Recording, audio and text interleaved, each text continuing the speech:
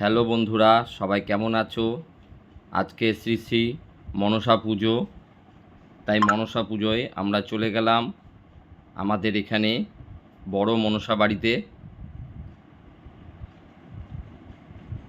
মনসা বাড়িতে এই মনসা ঠাকুর খুবই জাগ্রত। কথিত আছে এখানে নাকি দুধকলা খেতে আসে স্বয়ং মনসারূপী সাপ। মা খুব জাগ্রত। দেখো মন্দিরের ভিতরে মাকে কি সুন্দর লাগছে। পাশে রাধাকৃষ্ণর মন্দির আছে।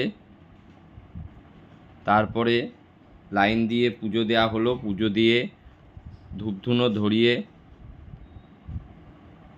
পাশে শিবের মূর্তি ছিল, শিবলিঙ্গতে জল ঢালা হলো। শিবলিঙ্গতে জল ঢালছে, তারপরে ষাঁড়ের মাথায়ও জল ঢালা হলো। পাশেই এই মন্দিরটা অবস্থিত।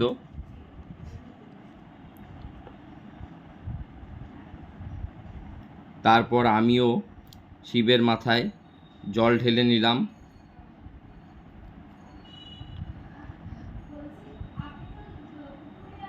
ভক্তি সহকারে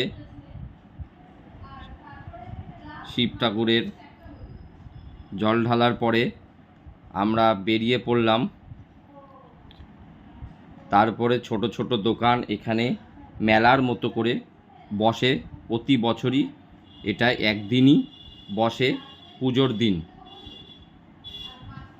তা এখান থেকে কিছু দেখলাম, কিছু কেনা যায় কি না। তো মেয়ের জন্য মাটির কিছু সরঞ্জাম কিনলাম, খেলনা।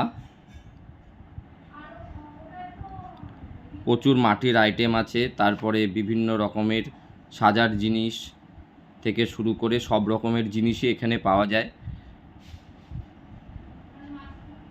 তারপরে মাটির জিনিসটা কিনে নিলাম, একটা উনুন কিনলাম। তারপরে ঢাকনা কেনা হলো, যেহেতু একটা হাঁড়ি কিনেছিলাম তাই হাঁড়ির একটা ঢাকনা কেনা হয়েছে। মেয়ে দেখলে খুব খুশি হবে। আর কড়াইটাও কেনা হয়েছে। খুব সুন্দর লাগলো, ছোটোবেলায় কথা মনে পড়ে যায়। তারপরে এখানে খাওয়ার জিনিস, কটকটি, গজা সবই পাওয়া যায়। ভিডিওটা ভালো লাগলে অবশ্যই লাইক, কমেন্ট এবং শেয়ার করে দেবে, পাশে থাকবে।